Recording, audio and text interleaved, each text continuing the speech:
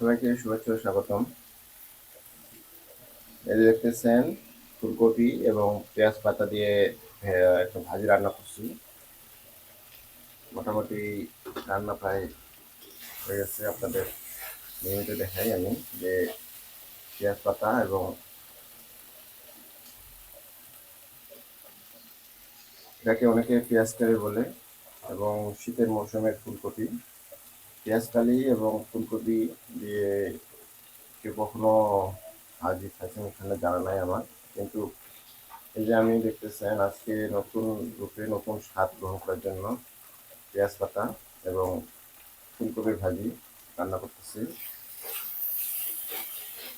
নিচে লাগে যাচ্ছে, এই জন্য করার কিছু নাই, এই দেখতে পাচ্ছেন।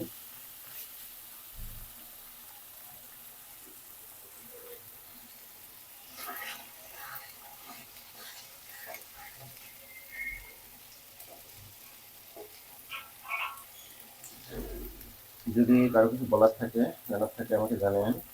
এই ফুলকপির শুধু ভাজি খেতে ভালো লাগে না পেঁয়াজ পাতার শুধু যে ভাজি খেতে ভালো লাগে, অনেকে জানাবেন আমাকে। দ্বিতীয়ত কথা হচ্ছে, অনেকে পেঁয়াজ পাতা দিয়ে আলু এবং পেঁয়াজ পাতা খেতে ভালোবাসে।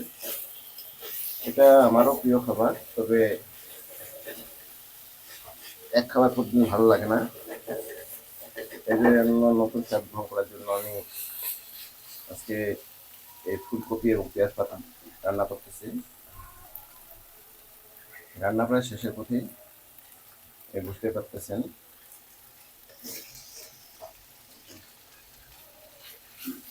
এই দেখতেছেন, তবে আমি একটু তরকারিতে বেশি তেল খাই, এই জন্য কেউ কিছু মনে করিয়েন না।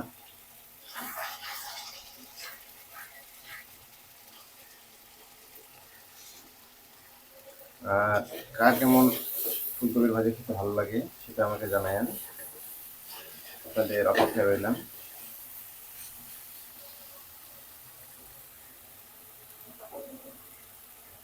এই যে দেখতেছেন, শীতের মৌসুমে ফুলকপি সচরাচর অনেক সুস্বাদু হয়ে থাকে। অন্যান্য সময় ফুলকপি পাওয়া যায়, কিন্তু সেই ফুলকপি এত টেস্ট হয়ে থাকে না, সেটা বুঝতে পারতেছেন।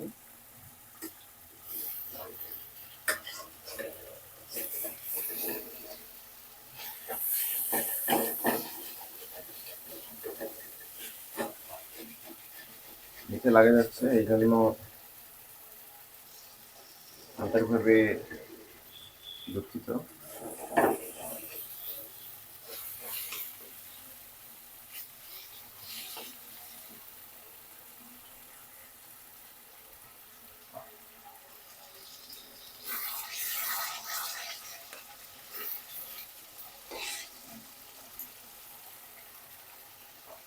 যদি বলার থাকে, জানার থাকে জানাবেন।